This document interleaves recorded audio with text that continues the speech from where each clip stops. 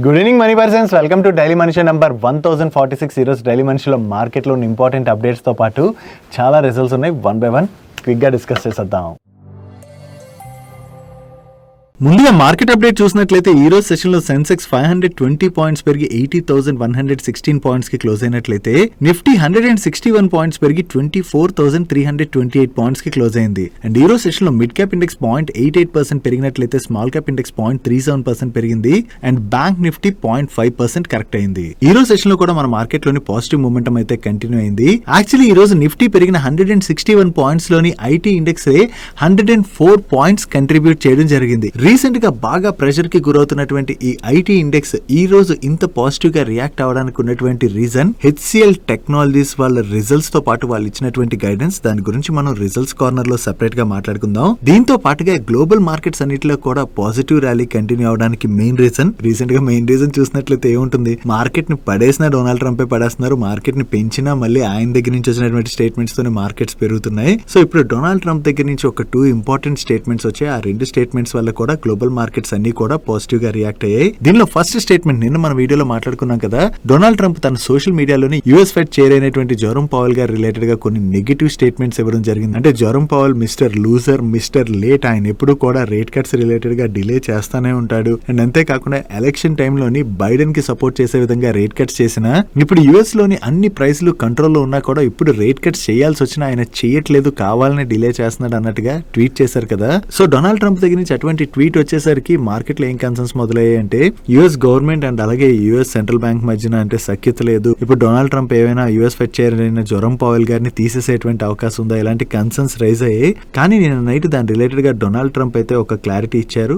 Fed chair అయినటువంటి Jerome Powell గారిని fire చేయాలని చెప్పి ఈయనకి ఎటువంటి ప్లాన్స్ కూడా లేవని చెప్పి డొనాల్డ్ ట్రంప్ కామెంట్ చేయడం జరిగింది. సో డొనాల్డ్ ట్రంప్ దగ్గర నుంచి అటువంటి కామెంట్ వచ్చేసరికి వీళ్ళిద్దరి మధ్యన అంటే ఇష్యూ నడుస్తుందని చెప్పి మార్కెట్ లో కన్సర్న్స్ మొదలయ్యాయి కదా. ఆ కన్సర్న్స్ అయితే కొంతవరకు కూల్ ఆఫ్ అయ్యాయి. దీంతో పాటుగా చైనా రిలేటెడ్ గా కూడా యుఎస్ ట్రెజరీ సెక్రటరీ రెస్పాండ్ అవుతూ చైనా పైన ఇప్పుడు ఏవైతే అధిక టారిఫ్స్ ఉన్నాయో ఆ టారిఫ్స్ జీవితాంతం అలాగే కంటిన్యూ అవ్వ, ఆ టారిఫ్స్ అయితే తగ్గిస్తామని చెప్పి యుఎస్ ట్రెజరీ సెక్రటరీ దగ్గర నుంచి ఒక కామెంట్ అయితే వచ్చింది. సో యుఎస్ ట్రెజరీ సెక్రటరీ దగ్గర నుంచి కామెంట్ వచ్చిందంటే యుఎస్ కూడా చైనా పైన విధించినటువంటి ఈ టారిఫ్స్ ని తగ్గించడానికి చూస్తున్నట్టుగా మార్కెట్ కి అయితే ఒక సంకేతాలు వచ్చాయి. సో చైనా పైన వీళ్ళు విధించినటువంటి టారిఫ్స్ ని ఇలాగే కంటిన్యూ చేసింది అనుకోండి, ఈవెన్ యుఎస్ కి కూడా నష్టం. ఎందుకంటే కొన్ని ప్రొడక్ట్స్ రిలేటెడ్ గా యుఎస్ చైనా పైన డిపెండ్ అయి ఉన్నది. సో చైనా పైన ఇంతలా టారిఫ్స్ విధించినట్లయితే ఆ ప్రొడక్ట్స్ యొక్క కాస్ట్ భయంకరంగా పెరిగిపోద్ది. కాబట్టి అల్టిమేట్లీ యుఎస్ సిటిజన్స్ సఫర్ అవుతారు. కాబట్టి యుఎస్ కూడా టారిఫ్స్ తగ్గించేటువంటి అవకాశం ఉంది. కాకపోతే వీళ్ళిద్దరి మధ్యన డిస్కషన్స్ జరగాలి టారిఫ్స్ రిలేటెడ్ గా, దెన్ ఒక అగ్రిమెంట్ కి రావాలి. యాజ్ ఆఫ్ నో చూసినట్లయితే డిస్కషన్స్ అయితే ఇంకా స్టార్ట్ అవ్వలేదు. త్వరలో ఈ డిస్కషన్స్ ఏమైనా స్టార్ట్ అవుతాయేమో చూడాలి. ఒకవేళ డిస్కషన్స్ స్టార్ట్ అయ్యి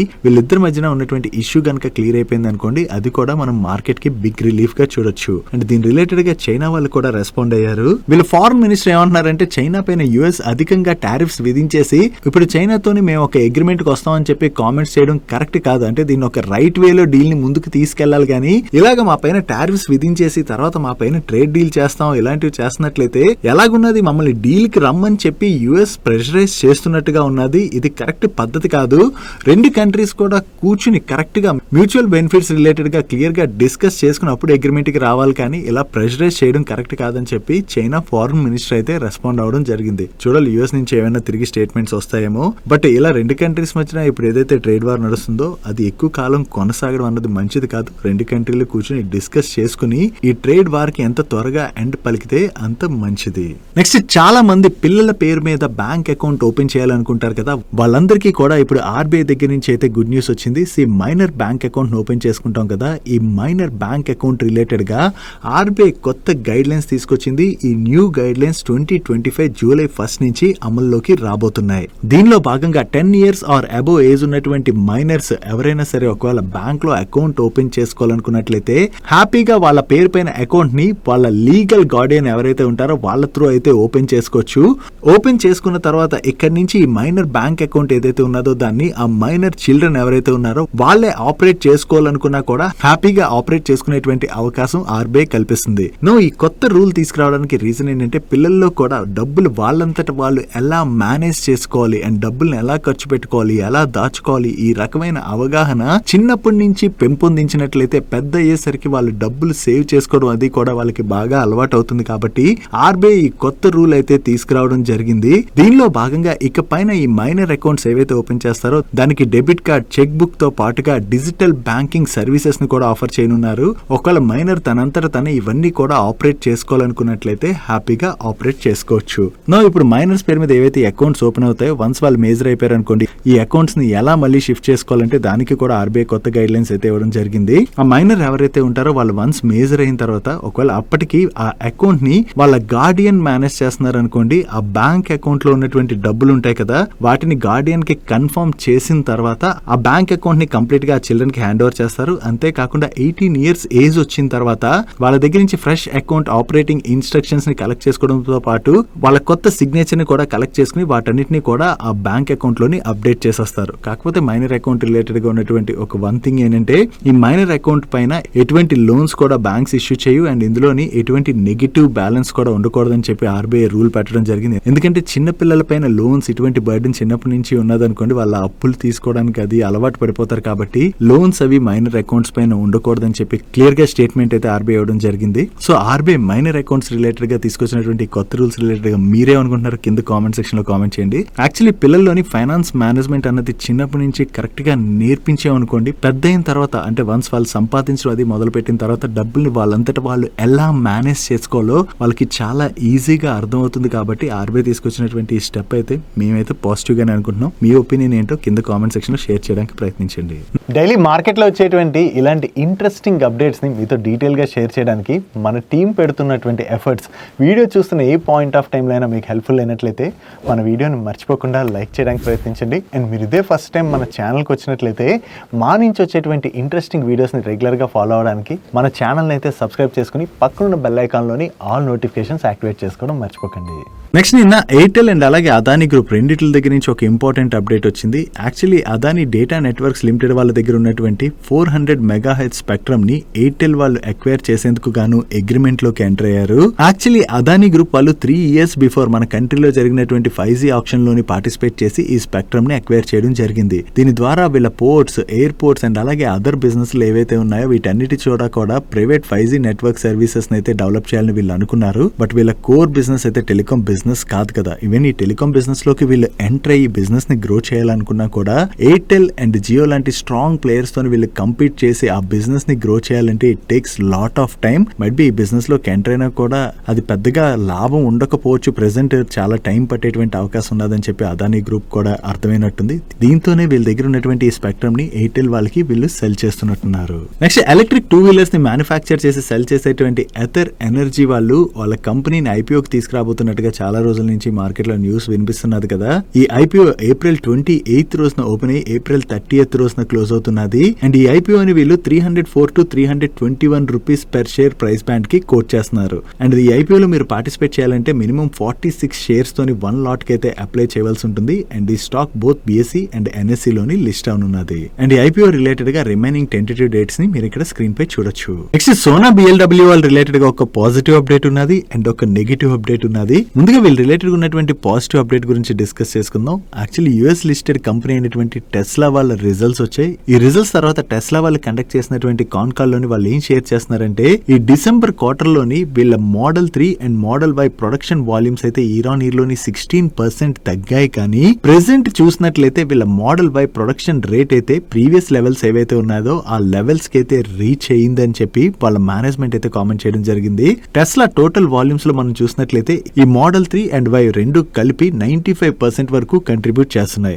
టెస్లా వాళ్ళ ప్రొడక్షన్ తగ్గింది అనుకోండి, దానివల్ల ఏమవుద్ది, ఈ సోనా BLW వాళ్ళు టెస్లా వాళ్ళకి కాంపోనెంట్స్ ని సప్లై చేస్తుంటారు. కాబట్టి టెస్లా వాళ్ళ ప్రొడక్షన్ తగ్గిందంటే వాళ్ళు సోనా BLW కి ఆర్డర్స్ ప్లేస్ చేయడం కూడా తగ్గిస్తారు. కాబట్టి అది సోనా BLW కి నెగిటివ్ అవుతుంది. వీళ్ళ ప్రొడక్షన్ వాల్యూమ్స్ అయితే మళ్ళీ తిరిగి అంటే ప్రీవియస్ లెవెల్ ఏదైతే ఉన్నదో ఆ లెవెల్ కే రీచ్ అయిందని చెప్పి టెస్లా వాళ్ళు షేర్ చేస్తున్నారు కదా. ఒకవేళ వీళ్ళ ప్రొడక్షన్ లోని ఇంప్రూవ్మెంట్ ఇలాగే కంటిన్యూ అయింది అనుకోండి, దాంతో టెస్లా దగ్గర నుంచి సోనా BLW కి కూడా మంచి ఆర్డర్స్ వచ్చేటువంటి అవకాశం ఉండడంతోనే ఈ రోజు సెషన్ లో సోనా BLW స్టాక్ అయితే పాజిటివ్ గా రియాక్ట్ అయింది. కాకపోతే ప్రెసెంట్ యుఎస్ ఎకానమీ గురించి మనం మాట్లాడుకోవాలంటే కొంతవరకు యుఎస్ ఎకానమీ అయితే స్ట్రగుల్ అవుతున్నది కదా. దట్టు ఈ ట్రేడ్ వార్ లాంటి సిచ్యువేషన్స్ ఏవైతే కంటిన్యూ అవుతున్నాయో అవి మరికొన్ని రోజులు కంటిన్యూ అయినట్లయితే దాని యొక్క ఇంపాక్ట్ యుఎస్ ఎకానమీ మీద పడుతుంది. కాబట్టి ఒకవేళ దాని వల్ల టెస్లా కార్ సేల్స్ గనక బాగా తగ్గాయి అనుకోండి, అగైన్ దాని వల్ల సోనా బిఎల్డబ్ల్యూ వాళ్ళపైన ఇంపాక్ట్ పడేటువంటి అవకాశం ఉన్నదని చెప్పి మనం గుర్తుపెట్టుకోవాలి.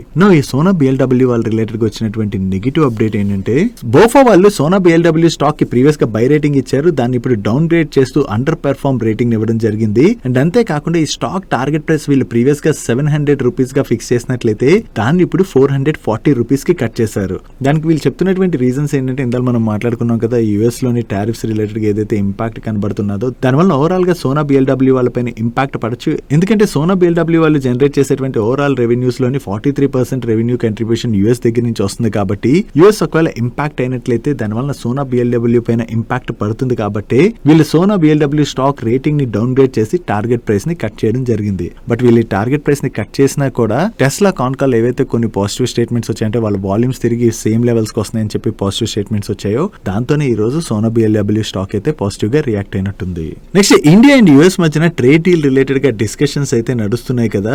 యాక్చువల్లీ ఇండియా యుఎస్ కి చెందినటువంటి వేరియస్ ప్రొడక్ట్స్ పైన ఏవైతే ప్రీవియస్ గా టారిఫ్స్ ని విధిస్తుందో ఆ టారిఫ్స్ ని అయితే తగ్గించడానికి ప్రయత్నిస్తుంది. దీనిలో భాగంగానే ఇప్పుడు హార్లే అండ్ డేవిడ్సన్ బైక్స్ ఉన్నాయి కదా, ప్రీమియం బైక్స్. ఈ ప్రీమియం బైక్స్ పైన ఇండియన్ గవర్నమెంట్ విధిస్తున్నటువంటి టారిఫ్స్ ఏవైతే ఉన్నాయో వాటిని జీరోకి తీసుకురావాలని చెప్పి ఇండియన్ గవర్నమెంట్ కన్సిడర్ చేస్తున్నట్లుగా ఈ రోజు బ్లూంబర్గ్ వాళ్ళు రిపోర్ట్ చేయడం జరిగింది. యాక్చువల్లీ 750cc అబవ్ ఉన్నటువంటి మోటార్ బైక్స్ ఏవైతే ఉంటాయో వాటిపైన ఇంపోర్ట్ డ్యూటీస్ ని కంప్లీట్ గా తగ్గించాలని చెప్పి ఇండియన్ గవర్నమెంట్ చూస్తున్నట్టుగా వీళ్ళు షేర్ చేస్తున్నారు. ఒకవేళ ఈ ప్రీమియం బైక్స్ పైన ఇప్పటి వరకు ఉన్నటువంటి టారిఫ్స్ ని గవర్నమెంట్ గానీ తగ్గించింది అనుకోండి, ఈ బైక్స్ యొక్క కాస్ట్ మన కంట్రీలో బాగా తగ్గేటువంటి అవకాశం ఉన్నది కదా. సో ఆ కాస్ట్ తగ్గినట్లయితే ఈ ప్రీమియం సెగ్మెంట్ లో ఎవరైతే బైక్స్ ని సెల్ చేస్తుంటారో వాళ్ళకి హార్లే డేవిడ్సన్ దగ్గర నుంచి టఫ్ కాంపిటీషన్ ఎదురవబోతున్నట్టుగా మనం చూడొచ్చు. మన ఇండియాలో చూసినట్లయితే రాయల్ ఎన్ఫీల్డ్ వాళ్ళు ఈ సెగ్మెంట్ లోని బాగా బైక్స్ ని సేల్ చేస్తుంటారు కదా. దీని వల్ల రాయల్ ఎన్ఫీల్డ్ వాళ్ళైతే డైరెక్ట్ గా హార్లే అండ్ డేవిడ్సన్ వాళ్ళతోని టఫ్ కాంపిటీషన్ ని ఫేస్ చేసేటువంటి అవకాశం ఉన్నది. కాబట్టి ఇది ఏషియర్ మోటార్స్ వాళ్ళ రిలేటెడ్ గా మనం కొంత నెగిటివ్ గా చూడొచ్చు. బట్ ఇది బ్లూంబర్గ్ వాళ్ళు వాళ్ళ సోర్సెస్ ద్వారా తెలిసిన ఇన్ఫర్మేషన్ షేర్ చేస్తున్నారు. గవర్నమెంట్ నుంచి దీని రిలేటెడ్ గా అఫీషియల్ అనౌన్స్మెంట్ ఏదైనా వస్తుందేమో చూడాలి. Next project consultancy services offer చేసేటువంటి పిఎస్యు కంపెనీ అయిన ఎన్బిసిసి వాళ్ళు కొత్తగా 64 crores వర్త్ ఆర్డర్స్ విన్నారు. దీనిలో ఒక ఆర్డర్ వీళ్ళకి సేవా భారతి వాళ్ళ దగ్గర నుంచి వచ్చింది. ఈ order value approximately 29 crores. And ఈ ఆర్డర్ లో భాగంగా సేవా భారతి వాళ్ళ కోసం న్యూఢిల్లీలోని హాస్టల్ బ్లాక్ కన్స్ట్రక్షన్ రిలేటెడ్ గా planning, design and execution part అయితే వీళ్ళు ప్లే చేయవలసి ఉన్నది. దీంతో పాటుగా హైదరాబాద్ ఎన్ఏఎల్ఎస్ఏఆర్ యూనివర్సిటీ ఆఫ్ లా వాళ్ళ దగ్గర నుంచి కూడా మరొక ఆర్డర్ వచ్చినట్లయితే గవర్నమెంట్ ఆఫ్ ఒడిశా దగ్గర నుంచి ఇంకొక ఆర్డర్ రావడం జరిగింది. సో ఇలా వీళ్ళు కంటిన్యూస్ గా ఏవైతే ఆర్డర్స్ విన్ అవుతున్నారో దీంతో వీళ్ళ ఆర్డర్ బుక్ కూడా స్ట్రాంగ్ గా గ్రో అవుతుంది. కాబట్టి ఇది ఎన్బిసిసి వాళ్ళ రిలేటెడ్ గా మనం పాజిటివ్ గా చూడొచ్చు. నెక్స్ట్ రియల్ ఎస్టేట్ డెవలపర్ అయినటువంటి శ్రీరామ్ ప్రాపర్టీస్ వాళ్ళు నార్త్ బెంగళూరు ఎలహంకాలోని ఒక ప్రీమియం ల్యాండ్ పార్సల్ ని ఎక్వైర్ చేసినట్టుగా అప్డేట్ చేస్తున్నారు. ఈ ల్యాండ్ లోని వీళ్ళు నెక్స్ట్ 3 years లోను రో హౌసెస్ అండ్ విల్లాస్ ని కన్స్ట్రక్ట్ చేయబోతున్నట్లుగా అండ్ ఈ ప్రాజెక్ట్ ని ఫైనాన్షియల్ ఇయర్ 26 సెకండ్ హాఫ్ లోని లాంచ్ చేయాలని చెప్పి టార్గెట్ గా పెట్టుకున్నట్టుగా వీళ్ళు షేర్ చేయడం జరిగింది. అండ్ ఈ ల్యాండ్ లో ఏదైతే వీళ్ళు విల్లాస్ అండ్ రో హౌసెస్ ని డెవలప్ చేయబోతున్నారో దాని యొక్క gross development value approximately 200 to 250 crores in between ఉంటుందని చెప్పి వీళ్ళ మేనేజ్మెంట్ షేర్ చేస్తుంది. సో వీళ్ళు న్యూ ల్యాండ్ అక్వైర్ చేసి దీనిలో ఏదైతే ప్రాజెక్ట్ డెవలప్ చేయబోతున్నారో ఆ ప్రాజెక్ట్ ఒకవేళ కస్టమర్స్ దగ్గర నుంచి మంచి రెస్పాన్స్ వచ్చి సేల్స్ కనుక బాగా జరిగాయి అనుకోండి, అది శ్రీరామ్ ప్రాపర్టీస్ వాళ్ళకి పాజిటివ్ కానుంది. Next Som distilleries and breweries limited వాళ్ళ రిలేటెడ్ గా ఒక పాజిటివ్ అప్డేట్ ఉన్నది. వీళ్ళ కర్ణాటక మ్యానుఫ్యాక్చరింగ్ ప్లాంట్ ఏదైతే ఉన్నదో ఈ ప్లాంట్ నుంచి తమిళనాడు స్టేట్ కి వీళ్ళు బియర్ డిస్పాచెస్ అయితే స్టార్ట్ చేసినట్టుగా అప్డేట్ చేస్తున్నారు. తమిళనాడు స్టేట్ కి వీళ్ళ బియర్ డిస్పాచెస్ అయితే స్టార్ట్ చేశారు కదా. ఒకవేళ తమిళనాడు స్టేట్ లో వీళ్ళ బియర్ సేల్స్ బాగా జరిగాయి అనుకోండి, దాని వలన వీళ్ళ రెవెన్యూస్ అయితే బాగా ఇంప్రూవ్ అయ్యేటువంటి అవకాశం ఉన్నది. కాబట్టి ఇది సామ్ డిస్టిలరీస్ అండ్ బ్రెవరీస్ వాళ్ళ రిలేటెడ్ గా మనం పాజిటివ్ గా చూడొచ్చు. Next various electronics contract manufacturing services offer చేసేటువంటి ఆప్టిమస్ ఇన్ఫ్రాకామ్ వాళ్ళకి Optimus unmanned systems private limited అనేటువంటి ఒక సబ్సిడరీ కంపెనీ ఉన్నది. ఈ సబ్సిడరీ కంపెనీ ఇప్పుడు 4 న్యూ డ్రోన్స్ ని లాంచ్ చేయడం జరిగింది. ఈ న్యూ డ్రోన్స్ లేటెస్ట్ టెక్నాలజీతోని హై ఆల్టిట్యూడ్ జోన్ లో కూడా దీన్ని ఆపరేట్ చేయొచ్చని అండ్ వీటి ద్వారా మన డిఫెన్స్ సెక్టర్ కి వీళ్ళు నెక్స్ట్ జనరేషన్ టెక్నాలజీని డెలివర్ చేయబోతున్నట్టుగా వీళ్ళ మేనేజ్మెంట్ షేర్ చేస్తుంది. సో వీళ్ళు లాంచ్ చేసినటువంటి ఈ కొత్త డ్రోన్స్ కి కనుక కస్టమర్స్ దగ్గర నుంచి మంచి రెస్పాన్స్ వచ్చి ఈ డ్రోన్ సేల్స్ బాగా జరిగాయి అనుకోండి, అది ఆప్టిమస్ ఇన్ఫ్రాకామ్ వాళ్ళకి పాజిటివ్ కానుంది. నెక్స్ట్ అరబిందో ఫార్మా వాళ్ళ రిలేటెడ్ గా ఒక పాజిటివ్ అప్డేట్ ఉన్నది. వీళ్ళ సబ్సిడరీ కంపెనీ అయినటువంటి యూగియా ఫార్మా వాళ్ళకి చెందిన డసాటినిబ్ టాబ్లెట్స్ కి యుఎస్ ఎఫ్డిఏ దగ్గర నుంచి అప్రూవల్ వచ్చినట్టుగా వీళ్ళు షేర్ చేస్తున్నారు.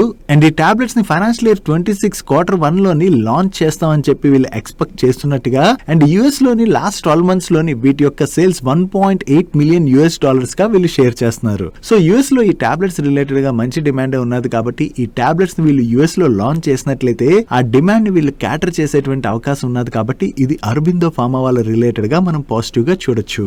Next March month life insurance data అయితే వచ్చింది. ఈ మార్చ్ మంత్ లోని ఓవరాల్ అన్ని లైఫ్ ఇన్సూరెన్స్ కంపెనీస్ యొక్క టోటల్ ఫస్ట్ ఇయర్ ప్రీమియం మనం చూసినట్లయితే ఇయర్ ఆన్ ఇయర్ బేసిస్ లో వీళ్ళు 2% గ్రోత్ డెలివర్ చేశారు. దీనిలో అందరికన్నా ఎక్కువగా ఐసిఐసిఐ ప్రుడెన్షియల్ లైఫ్ ఇన్సూరెన్స్ వాళ్ళు వీళ్ళ ఫస్ట్ ఇయర్ ప్రీమియం లో ఇయర్ ఆన్ ఇయర్ బేసిస్ లో 18.1% గ్రోత్ డెలివర్ చేయడం జరిగింది. ఐసిఐసిఐ ప్రుడెన్షియల్ లైఫ్ తర్వాత ఎస్బీఐ లైఫ్ వాళ్ళు కూడా ఇయర్ ఆన్ ఇయర్ లోని 11.4% గ్రోత్ డెలివర్ చేసినట్లయితే దాని తర్వాత హెచ్డిఎఫ్సి లైఫ్ వాళ్ళు ఇయర్ ఆన్ ఇయర్ లో 5% గ్రోత్ డెలివర్ చేశారు. అండ్ ఎల్ఐసి వాళ్ళు లాస్ట్ ఇయర్ సేమ్ మంత్ తో కంపేర్ చేస్తే ఈ మంత్ లోని 1.7% గ్రోత్ డెలివర్ చేయడం జరిగింది. డైలీ మార్కెట్ లో వచ్చేటువంటి ఇటువంటి ఇంపార్టెంట్ అప్డేట్స్ ని మీతో డీటెయిల్ గా షేర్ చేయడానికి మన మనీపర్స్ టీమ్ ఏవైతే ఎఫర్ట్స్ పెడుతుందో ఆ ఎఫర్ట్స్ కనుక మీకు హెల్ప్ఫుల్ అవుతున్నట్లయితే ఈ వీడియోని మర్చిపోకుండా లైక్ చేయడానికి ప్రయత్నించండి.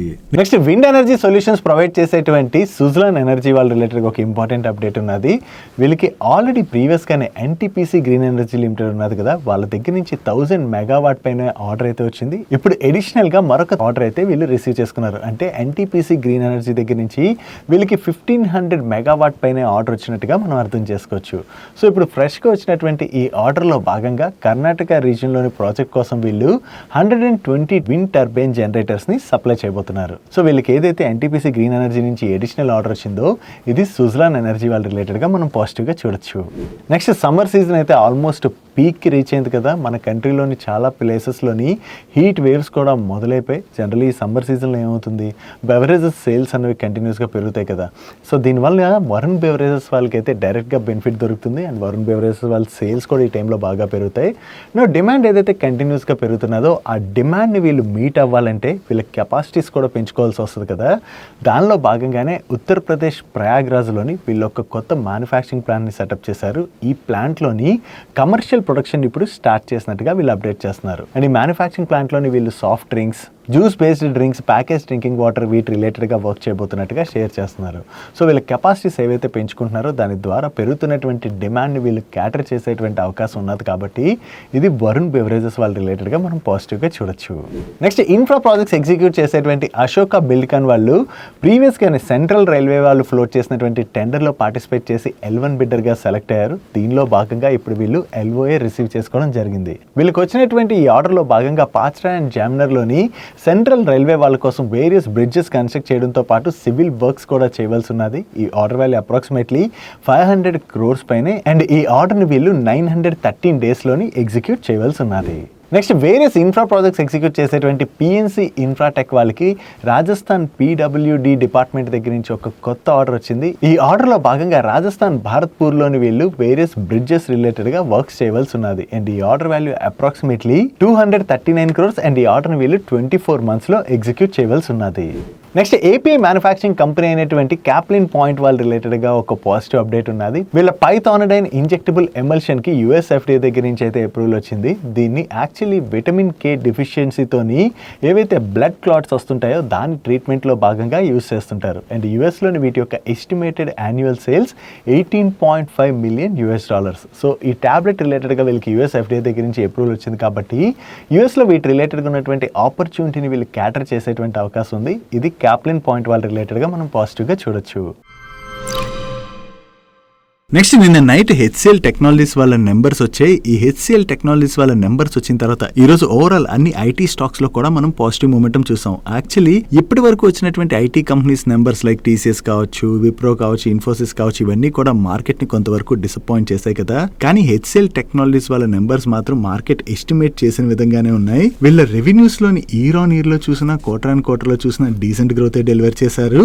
బట్ ఎబిట్ లో మాత్రం ఇయర్ ఆన్ ఇయర్ లో 8.4% గ్రోత్ డెలివర్ చేసినట్లయితే సీక్వెన్షియల్ బేసిస్ లో 6.5% డ్రాప్ కనిపిస్తుంది. అండ్ నెట్ ఇన్కమ్ లో ఇయర్ ఆన్ ఇయర్ లోని 8.1% గ్రోత్ డెలివర్ చేసినట్లయితే సీక్వెన్షియల్ బేసిస్ లో 6.2% డ్రాప్ కనిపిస్తుంది. అండ్ ఈ క్వార్టర్ లోని వీళ్ళు టోటల్ గా $2,999 మిలియన్ వర్త్ న్యూ డీల్స్ ని విన్ అయ్యారు. అండ్ వీళ్ళ ఓవరాల్ నెంబర్స్ చూసినట్లయితే మార్కెట్ ఎస్టిమేట్ చేసిన విధంగా నెంబర్స్ ఉన్నాయి. ఈ నెంబర్స్ తో పాటుగా ఇప్పటి వరకు రిమైనింగ్ ఐటీ కంపెనీస్ అన్ని కూడా కొంతవరకు ఈ ఫైనాన్షియల్ ఇయర్ రిలేటెడ్ గా వీక్ గైడెన్స్ ఇచ్చాయి కదా. బట్ హెచ్సిఎల్ టెక్నాలజీస్ వాళ్ళు మాత్రం కాన్స్టెంట్ కరెన్సీ టర్మ్స్ లోని వీళ్ళ రెవెన్యూస్ 2 to 5% వరకు గ్రో అవుతాయని అండ్ వీళ్ళ సర్వీస్ రెవెన్యూస్ కూడా 2 to 5% వరకు గ్రో అయ్యేటువంటి అవకాశం ఉన్నదని అండ్ ఈ ఫైనాన్షియల్ ఇయర్ 26 లోని వీళ్ళు 18 to 19% ఇన్ బిట్వీన్ ఎబిట్ మార్జిన్స్ ని మెయింటైన్ చేస్తామని చెప్పి గైడెన్స్ ఇవ్వడం జరిగింది. సో వీళ్ళ నెంబర్స్ డీసెంట్ గా ఉండడంతో పాటు వీళ్ళ మేనేజ్మెంట్ దగ్గర నుంచి కూడా ఇటువంటి పాజిటివ్ గైడెన్స్ రావడంతోనే ఈ రోజు సెషన్ లోని హెచ్సిఎల్ టెక్నాలజీ స్టాక్ పాజిటివ్ గా రియాక్ట్ అయింది. ఈవెన్ హెచ్సిఎల్ టెక్నాలజీస్ తో పాటుగా రిమైనింగ్ ఐటీ కంపెనీస్ అన్నిట్లో కూడా అంటే ఇప్పుడు హెచ్సిఎల్ వాళ్ళు ఇచ్చినటువంటి గైడెన్స్ తో రిమైనింగ్ ఐటీ కంపెనీస్ కూడా బెటర్ గానే పెర్ఫార్మ్ చేయొచ్చు అని చెప్పి మార్కెట్ లో కొంత హోప్స్ బిల్డ్ అయ్యేసరికి ఈ రోజు సెషన్ లో ఓవరాల్ ఐటీ స్టాక్స్ లోని మనకి పాజిటివ్ మూమెంటం అనేది కనపడింది. అండ్ ఈ రోజు పెరిగిన తర్వాత కూడా హెచ్సిఎల్ టెక్నాలజీ స్టాక్ అయితే స్టిల్ అట్రాక్టివ్ వాల్యుయేషన్ లోనే ట్రేడ్ అవుతుంది. నెక్స్ట్ వారి ఎనర్జీస్ వాళ్ళ నెంబర్స్ వచ్చి వీళ్ళ టోటల్ ఇన్కమ్ లో ఇయర్ ఆన్ ఇయర్ లో చూసిన క్వార్టర్ ఆన్ క్వార్టర్ లో చూసిన డీసెంట్ గ్రోత్ డెలివర్ చేశారు. అండ్ ఎబిట్ లో ఇయర్ ఆన్ ఇయర్ లోని 116.27% గ్రోత్ డెలివర్ చేసినట్లయితే సీక్వెన్షియల్ బేసిస్ లో 30.86% గ్రోత్ డెలివర్ చేయడం జరిగింది. అండ్ ప్యాట్ లో ఇయర్ ఆన్ ఇయర్ లో 35% పైన గ్రోత్ డెలివర్ చేసినట్లయితే సీక్వెన్షియల్ బేసిస్ లోని 27% గ్రోత్ డెలివర్ చేశారు. యాక్చువల్లీ వీళ్ళ నెంబర్స్ లో మీరు ఒకటి అబ్జర్వ్ చేయాలి. లాస్ట్ ఇయర్ సేమ్ క్వార్టర్ తో కంపేర్ చేస్తే ఇక్కడ వీళ్ళ ఎబిటా లోని మంచి గ్రోత్ డెలివర్ చేసిన ప్యాట్ లో తక్కువ గ్రోత్ కనపడుతుంది కదా. దానికి రీజన్ ఏంటంటే లాస్ట్ ఇయర్ సేమ్ క్వార్టర్ లోని వీళ్ళకి వన్ టైం ఎక్సెప్షనల్ గెయిన్ ఉన్నది. సో ఈ వన్ టైం ఎక్సెప్షనల్ గెయిన్ తీసి చూసినట్లయితే వీళ్ళ ప్యాట్ లోని 250% పైనే గ్రోత్ డెలివర్ చేశారు. సో ఓవరాల్ గా చూసుకుంటే వారి ఎనర్జీస్ వాళ్ళ నెంబర్స్ అయితే బాగున్నాయి. ఈ క్వార్టర్ నెంబర్స్ బాగుండడంతోనే ఈ రోజు సెషన్ లో స్టాక్ లో మంచి పాజిటివ్ మూమెంటం అయితే కనపడింది. అండ్ ఈ నెంబర్స్ బాగుండడంతో పాటుగా నిన్న US various Asian countries like China కావచ్చు, వియత్నాం కావచ్చు, ఇంకా అదర్ కొన్ని కంట్రీస్ ఉన్నాయి. ఈ కంట్రీస్ నుంచి యుఎస్ కి ఏదైతే సోలార్ ఎక్స్పోర్ట్స్ జరుగుతున్నాయో ఆ సోలార్ ఎక్స్పోర్ట్స్ పైన అయితే భారీగా టారిఫ్స్ విధించబోతున్నట్టుగా అనౌన్స్ చేసింది. సో ఆ కంట్రీస్ సోలార్ ప్రొడక్ట్స్ పైన యుఎస్ భారీగా టారిఫ్స్ విధించినట్లయితే దానివల్ల వారి ఎనర్జీస్ వాళ్ళకి మనం బెనిఫిట్ గా చూడొచ్చు. ఎందుకంటే వారి ఎనర్జీస్ వాళ్ళ టోటల్ బిజినెస్ లోని యుఎస్ కంట్రిబ్యూషన్ కూడా చాలా ఎక్కువగానే ఉన్నది. కాబట్టి అదర్ కంట్రీస్ పైన విధించినటువంటి ఈ టారిఫ్స్ వలన వారి ఎనర్జీస్ వాళ్ళైతే బెనిఫిట్ పొందబోతున్నారు. సో యుఎస్ గవర్నమెంట్ తీసుకున్నటువంటి ఈ స్టెప్ తోని నిన్న వారి ఎనర్జీ స్టాక్ లో పాజిటివ్ మూమెంటం కనపడింది. దాంతో పాటు ఈ రోజు రిజల్ట్స్ బాగుండడంతో ఈ రోజు సెషన్ లో ఆ పాజిటివ్ మూమెంటం ఇంకా ఎక్కువగా బిల్డ్ అయింది. And coming to the guidance financial year 26 లోని వీళ్ళు 5,500 to 6,000 crores in between EBITDA generate చేస్తామని చెప్పి గైడెన్స్ ఇవ్వడం జరిగింది. ఫైనాన్షియల్ ఇయర్ 25 లోని వీళ్ళు ఓవరాల్ గా 3,000 crores ఎబిటా జనరేట్ చేయడం జరిగింది. సో ఫైనాన్షియల్ ఇయర్ 25 తో కంపేర్ చేస్తే ఫైనాన్షియల్ ఇయర్ 26 లోని వీళ్ళ ఎబిటా లోని చాలా మంచి గ్రోత్ డెలివర్ చేస్తామని చెప్పి ఈ గైడెన్స్ ఇవ్వడం కూడా మార్కెట్ ఈ రోజు పాజిటివ్ గా తీసుకుంది. Next AU small finance bank వాళ్ళ నెంబర్స్ వచ్చాయి. వీళ్ళ నెంబర్స్ ఎలా ఉన్నాయో చూద్దాం. ఈ క్వార్టర్ లోని వీళ్ళ నెట్ ఇంట్రెస్ట్ ఇన్కమ్ లోని మంచి గ్రోత్ డెలివర్ చేశారు. ఈవెన్ టోటల్ ఇన్కమ్ లో కూడా మంచి గ్రోత్ డెలివర్ చేయడం జరిగింది. అండ్ ప్యాట్ లోని ఇయర్ ఆన్ ఇయర్ లో డీసెంట్ గ్రోత్ డెలివర్ చేశారు. కానీ సీక్వెన్షియల్ బేసిస్ లో వీళ్ళ ప్యాట్ లోని స్లైట్ గా డ్రాప్ కనిపిస్తుంది. అండ్ నెట్ ఇంట్రెస్ట్ మార్జిన్ లో కూడా లాస్ట్ ఇయర్ సేమ్ క్వార్టర్ తో కంపేర్ చేస్తే ఈ క్వార్టర్ లో మంచి ఇంప్రూవ్మెంట్ కనిపిస్తుంది. బట్ ప్రీవియస్ క్వార్టర్ తో కంపేర్ చేస్తే మాత్రం స్లైట్ గా డ్రాప్ కనిపిస్తుంది. అండ్ ఈ క్వార్టర్ లోని వీళ్ళ డిపాజిట్స్ లోను, కాసా డిపాజిట్స్ లోను, గ్రాస్ అడ్వాన్సెస్ లో కూడా మంచి గ్రోత్ డెలివర్ చేశారు. And last year same quarter తో కంపేర్ చేస్తే ఈ క్వార్టర్ లో వీళ్ళ గ్రాస్ ఎన్పిఏ, నెట్ ఎన్పిఏ పెరిగింది. కానీ ప్రీవియస్ క్వార్టర్ తో కంపేర్ చేస్తే మాత్రం ఈ క్వార్టర్ లో వీళ్ళ గ్రాస్ ఎన్పిఏ తగ్గింది అండ్ నెట్ ఎన్పిఏ కూడా తగ్గింది, విచ్ ఇస్ గుడ్. ఇలా కంటిన్యూస్ గా వీళ్ళ ఎన్పిఏ నెంబర్ ని కనుక తగ్గించుకుంటూ వెళ్ళగలిసినట్లయితే అది ఏయూ స్మాల్ ఫైనాన్స్ బ్యాంక్ వాళ్ళకి పాజిటివ్ కానుంది. ఓవరాల్ గా చూసుకుంటే ఈ క్వార్టర్ లో ఏయూ స్మాల్ ఫైనాన్స్ బ్యాంక్ వాళ్ళ నెంబర్స్ అయితే డీసెంట్ గానే ఉన్నాయి. నెక్స్ట్ ఈ రోజు మార్కెట్ క్లోజ్ అయిన తర్వాత టాటా కన్స్యూమర్ ప్రొడక్ట్స్ వాళ్ళ నెంబర్స్ వచ్చాయి. యాక్చువల్లీ నేను ఈ వీడియో రికార్డ్ చేసే టైంకి ఇంకా వీళ్ళ ప్రెజెంటేషన్ అయితే రాలేదు. ఆన్ ఫేస్ ఆఫ్ ఇట్ చూసినట్లయితే వీళ్ళ నెంబర్స్ అయితే బాగానే ఉన్నాయి. లాస్ట్ ఇయర్ సేమ్ క్వార్టర్ తో కంపేర్ చేసిన, ప్రీవియస్ క్వార్టర్ తో కంపేర్ చేసిన ఈ క్వార్టర్ ఆపరేటింగ్ రెవెన్యూలో వీళ్ళు మంచి గ్రోత్ డెలివర్ చేశారు. And last year same quarter లో వీళ్ళు 267 crores ప్యాట్ జనరేట్ చేసినట్లయితే ప్రీవియస్ క్వార్టర్ లో 299 crores ప్యాట్ జనరేట్ చేశారు. అండ్ ఈ క్వార్టర్ కి వీళ్ళ ప్యాట్ 407 crores కి పెరిగింది, విచ్ ఇస్ గుడ్. అండ్ వీళ్ళ ఇండియన్ బ్రాండెడ్ బిజినెస్ వాల్యూమ్స్ లోని ఈ క్వార్టర్ లోని 5.9% గ్రోత్ డెలివర్ చేసినట్లయితే ఓవరాల్ ఇయర్ లోని వీళ్ళు 4.5% గ్రోత్ డెలివర్ చేశారు. అండ్ వీళ్ళ ఇండియన్ బెవరేజ్ బిజినెస్ లో కూడా చాలా మంచి గ్రోత్ డెలివర్ చేశారు. అండ్ ఇండియా ఫుడ్స్ బిజినెస్ లో కూడా వీళ్ళు మంచి గ్రోత్ డెలివర్ చేయడం జరిగింది. అండ్ ఇంటర్నేషనల్ బిజినెస్ విషయంకి వచ్చేసరికి ఈ క్వార్టర్ లో వీళ్ళ ఇంటర్నేషనల్ బిజినెస్ లోని 5% గ్రోత్ డెలివర్ చేయడం జరిగింది. ఓవరాల్ గా చూసుకుంటే ఈ క్వార్టర్ లోని టాటా కన్స్యూమర్ ప్రొడక్ట్స్ వాళ్ళ నెంబర్స్ అయితే బాగానే ఉన్నాయి. నెక్స్ట్ ఎల్టీఈ మైంట్రీ వాళ్ళ నెంబర్స్ వచ్చే వీళ్ళ నెంబర్స్ ఎలా ఉన్నాయో చూద్దాం. వీళ్ళ రెవెన్యూస్ లో ఇయర్ ఆన్ ఇయర్ లో 9.9% గ్రోత్ డెలివర్ చేసినట్లయితే సీక్వెన్షియల్ బేసిస్ లోని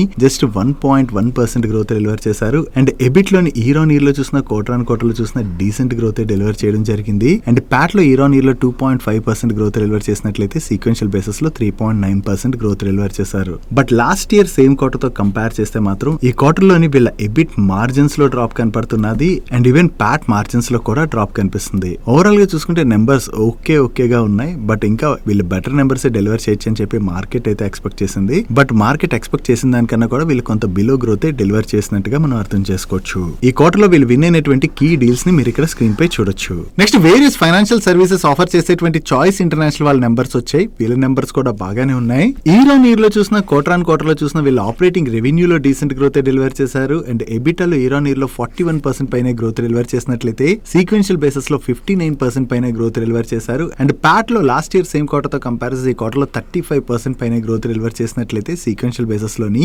74% గ్రోత్ డెలివర్ చేశారు.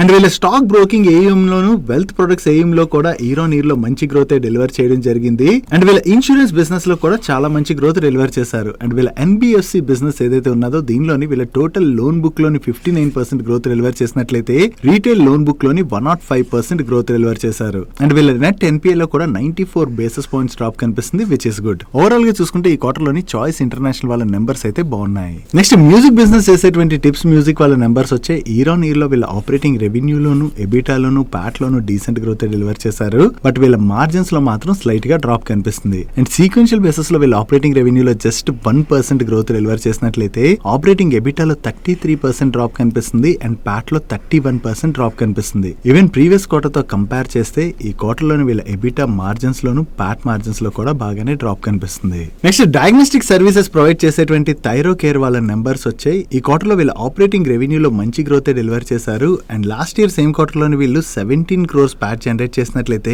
ప్రీవియస్ క్వార్టర్ లో 18.95 crores ప్యాట్ జనరేట్ చేయడం జరిగింది. అండ్ ఈ క్వార్టర్ కి వీళ్ళ ప్యాట్ 21.57 crores కి పెరిగింది. యాక్చువల్లీ ఈ క్వార్టర్ లో వీళ్ళ పాథాలజీ సెగ్మెంట్ లోని ఇయర్ ఆన్ ఇయర్ లో 23% గ్రోత్ డెలివర్ చేసినట్లయితే రేడియాలజీ సెగ్మెంట్ రెవెన్యూస్ లో 7% గ్రోత్ డెలివర్ చేయడం జరిగింది. దీంతోనే వీళ్ళ ఓవరాల్ రెవెన్యూస్ లో కూడా డీసెంట్ ఇంప్రూవ్మెంట్ కనిపిస్తుంది. అండ్ వీళ్ళ ఫ్రాంచైజ్ రెవెన్యూస్ లో ఇయర్ ఆన్ ఇయర్ లో 22% గ్రోత్ డెలివర్ చేసినట్లయితే పార్ట్నర్షిప్ రెవెన్యూస్ లోని 24% గ్రోత్ డెలివర్ చేశారు. అండ్ ఈ రిజల్ట్స్ తో పాటు వీళ్ళ about 21 rupees per share dividend ని రికమెండ్ చేసింది. ఓవరాల్ గా చూసుకుంటే ఈ క్వార్టర్ లో థైరో కేర్ వాళ్ళ నెంబర్స్ అయితే డీసెంట్ గానే ఉన్నాయి. That's it for today's daily మనిషి. గైస్ ఈ రోజు డైలీ మనిషిలో మేము షేర్ చేసిన ఇన్ఫర్మేషన్ మీకు హెల్ప్ఫుల్ అయినట్లయితే ఈ వీడియోని లైక్ చేయండి. Video me friends and family members helpful అవుతుంటే ఈ వీడియోని వాళ్ళకి షేర్ చేయండి. మీరు ఇదే ఫస్ట్ టైం మన మనీ పర్స్ ఛానల్కి వచ్చి ఛానల్ ఇంకా సబ్స్క్రైబ్ చేసుకోలేనట్లయితే మా నుంచి వచ్చేటువంటి రెగ్యులర్ వీడియోస్ని ఫాలో అవ్వడానికి మన ఛానల్ని సబ్స్క్రైబ్ చేసుకుంటూ పక్కన బెల్ ఐకాన్లో ఆల్ నోటిఫికేషన్స్ అయితే యాక్టివేట్ చేసుకోండి.